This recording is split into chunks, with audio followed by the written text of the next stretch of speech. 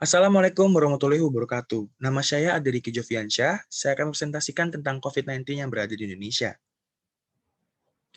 Yang pertama ada sejarah penyebaran COVID-19 di Indonesia.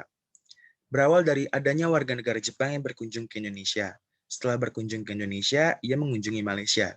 Sesampainya ia di Malaysia, ia dinyatakan terinfeksi virus corona.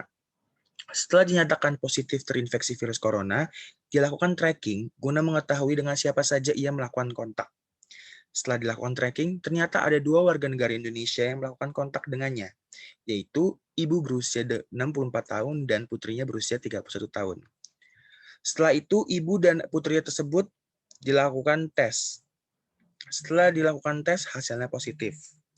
Setelah dinyatakan positif, pemerintah Indonesia langsung melakukan tracking terhadap seluruh masyarakat yang berada di Indonesia.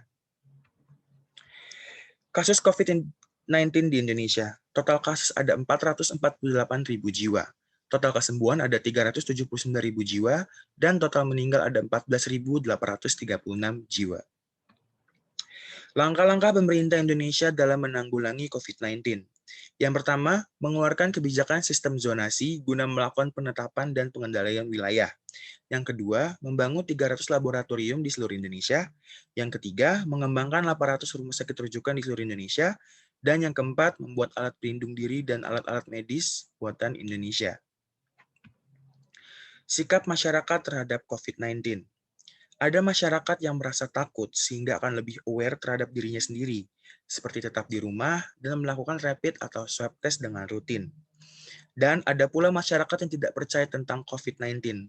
Mereka cenderung keluar rumah tanpa menggunakan masker. Penerapan 3T sebagai langkah penanggulangan. Yang pertama ada testing, tracing, dan treatment. Testing adalah peningkatan pengujian PCR test. Jumlah lab dan mobile lab PCR akan ditambah agar target pengujian sebanyak 30.000 orang setiap hari bisa tercapai. Dengan melakukan testing akan lebih banyak orang yang bisa teridentifikasi.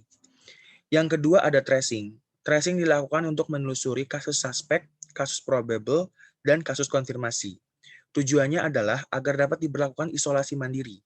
Isolasi mandiri dilakukan agar virus COVID tidak tersebar ke orang lain. Yang terakhir ada treatment. Bagi provinsi-provinsi yang diprioritaskan dalam 3T, akan ada penambahan fasilitas kesehatan rumah sakit seperti bed, APD, ventilator, kamar isolasi, dan obat-obatan. Penerapan 3M sebagai upaya pencegahan. Yang pertama, memakai masker dapat menurunkan risiko penularan COVID-19 sebesar 45%. Lebih baik jika menggunakan masker medis, karena dapat menurunkan penularan sebesar 75%. Yang kedua, ada mencuci tangan. Dapat menurunkan risiko penularan COVID-19 sebesar 35%. Yang ketiga, ada menjaga jarak dan menghindari kerumunan. Dapat menurunkan risiko penularan COVID-19 sebesar 85%.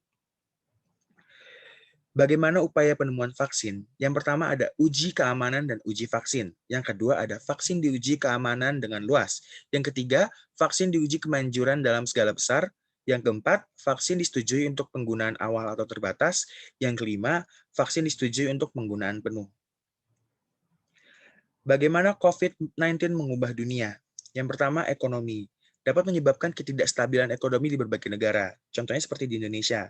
Banyakkah PHK yang terjadi sekarang. Yang kedua ada kesehatan. Pandemi COVID-19 dapat menginfeksi jutaan orang dalam populasi yang besar dan ribuan orang yang meninggal. Yang ketiga ada sosial.